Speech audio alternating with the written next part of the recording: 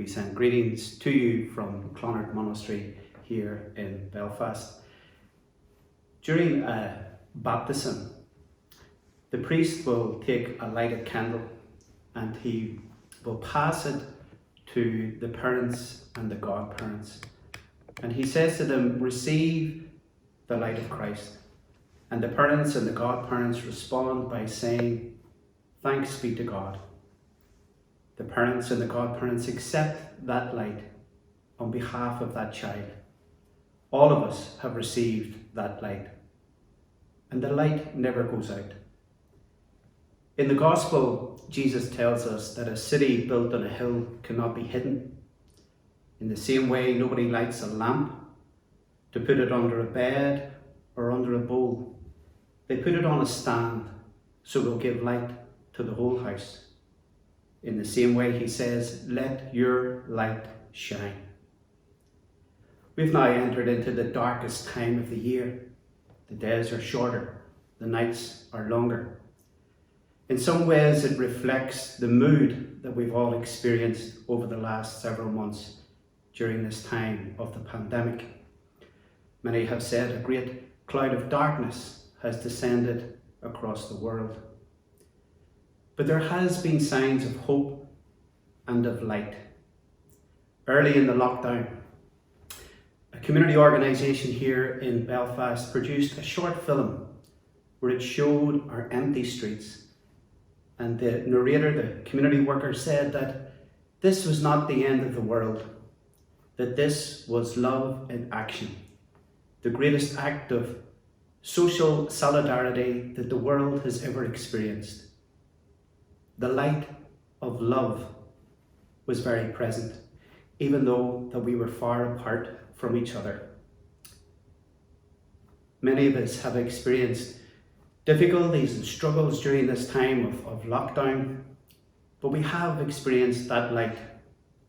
For 10 weeks in the spring and the summer, we stood and applauded those who were working on the front line, those people who allowed the light to shine through them, and we showed our appreciation and our thanks.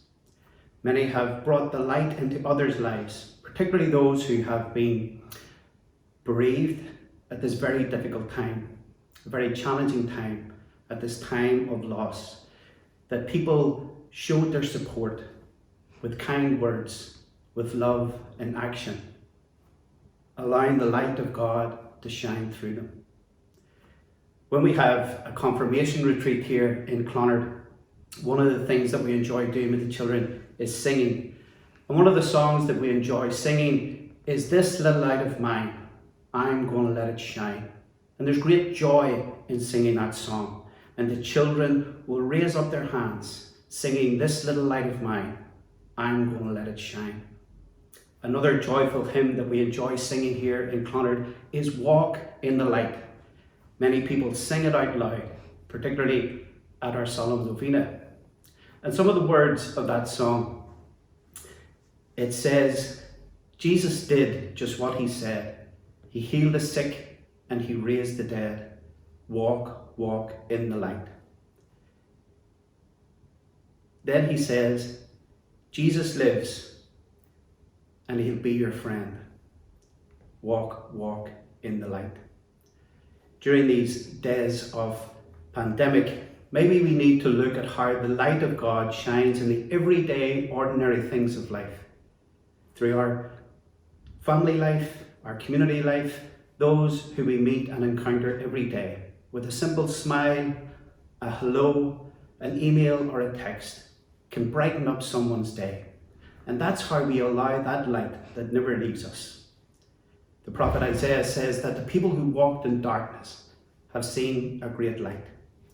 In recent days, we got the news of a vaccine, hopefully that will be able to be available very soon. And it was described as a light at the end of the tunnel. Maybe today, let us just pause for a moment and look around us to see how the light of God shines in our lives. In the coming weeks, many of us will fill our homes with lights in preparation for the coming of Jesus in our day. May the light of God shine in your life now and forever.